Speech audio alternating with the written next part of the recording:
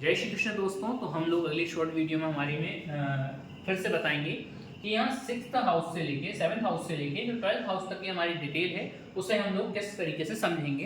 तो जो हमारा 7th हाउस है इसको हम लोग पार्टनरशिप का हाउस बोलते हैं। अब ये कैसे पार्टनर का हाउस है? ये हमारे लव पार्टनर, शादी के बाद जो हमारे पार्टनर होते हैं उनका, और व्यापार, तीनों के तरीके के पार्टनर को हम लोग इससे ज़्यादातर देखते हैं। फिर हम बात करते हैं हमारे 8th हाउस का। 8th हाउस हमारा मृत्यु भाव है। इस भाव को गंभीर बीमारियों और मृत्यु की, किस प्रकार की मृत्यु हमें प्राप्त होगी, मोक्ष किस प्रकार का मिलेगा, ये सारी चीजें हम लोग देखते हैं हमारे 8th हाउस से।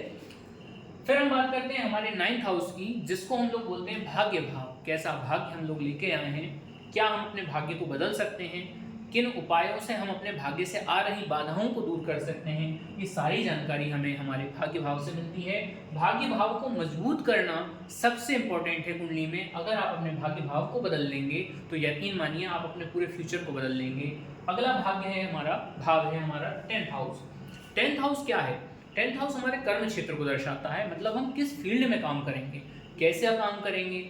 अगर हमारा काम चुनौतीपूर्ण है तो वो हमें पता चलेगा। वर्दी वाली अगर हमारी जॉब है तो उसके बारे में। अगर हमें जॉब करना चाहिए कि व्यवसाय, ये दुनिया का सबसे कॉमन क्वेश्चन है कि सर हम जॉब करें या व्यवसाय करें, तो ये सब जानकारी हमें कहाँ से मिलती है? हमारे कर्म भाव यानी कि हमारे 10वें घर से। फिर हम बात करते हैं हमारे लाभ भाव की, यानी कि हमारे 11th हाउस की।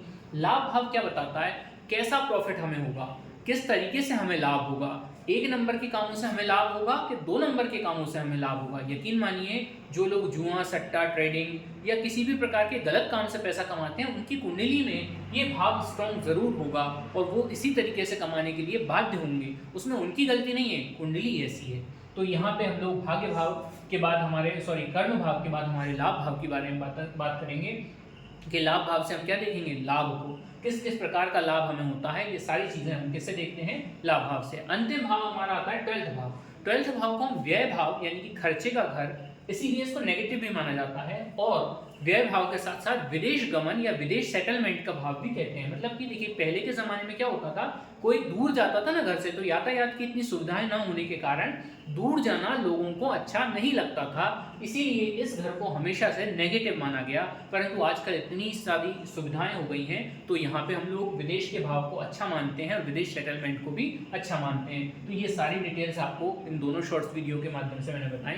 इस वीडियो में इतना ही। जय श्री कृष्ण, राधे राधे।